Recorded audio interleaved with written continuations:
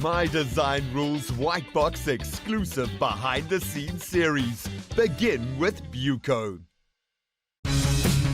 From the very first day on site, we have been following the incredible journey of the Buco behind the scenes series.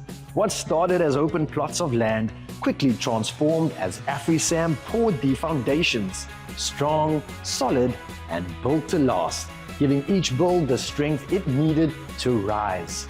From there, the walls began to take shape, brick by brick.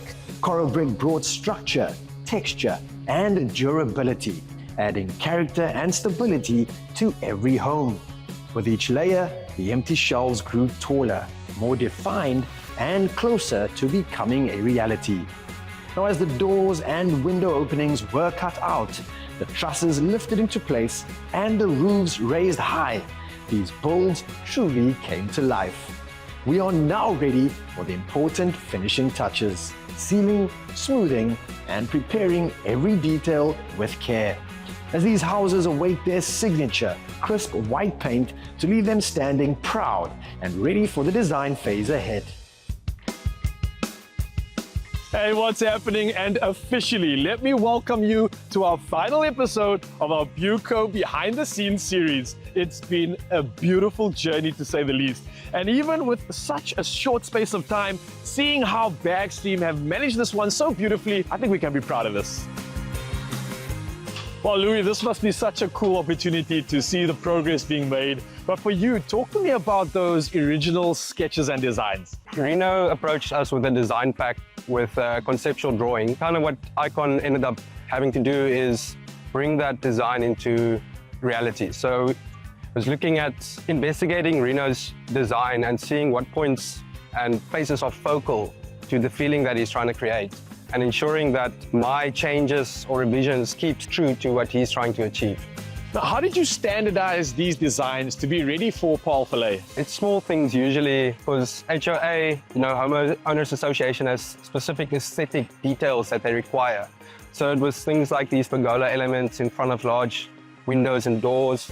And we've got these nib walls on the side of the gable facades that hides the gutters and the rainwater downpipes. A small thing, for example, the kitchen windows landscape.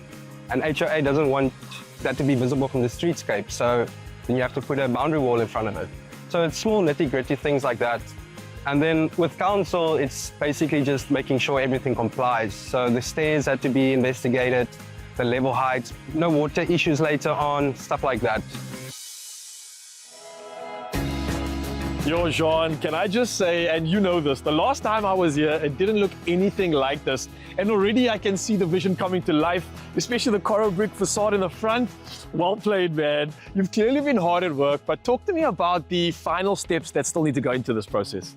So Raul, what we've got now, we've got all our white bricks built up nicely. So now we have to start with that white oxide piping in between the bricks, just to give it that nice finish at the end. We are busy with our plaster, thanks to AfriSam for sponsoring all the great cement that we could use for the plaster work and the builder work right through the project.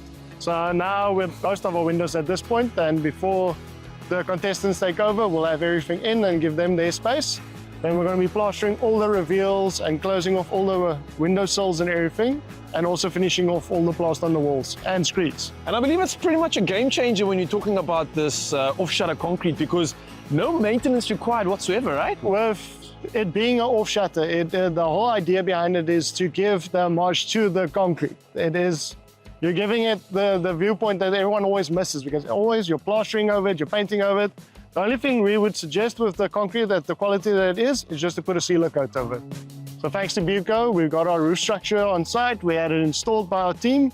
Engineer signed us off, all good to go, and we closed it up nicely. So now it's all weathertight and ready to fly.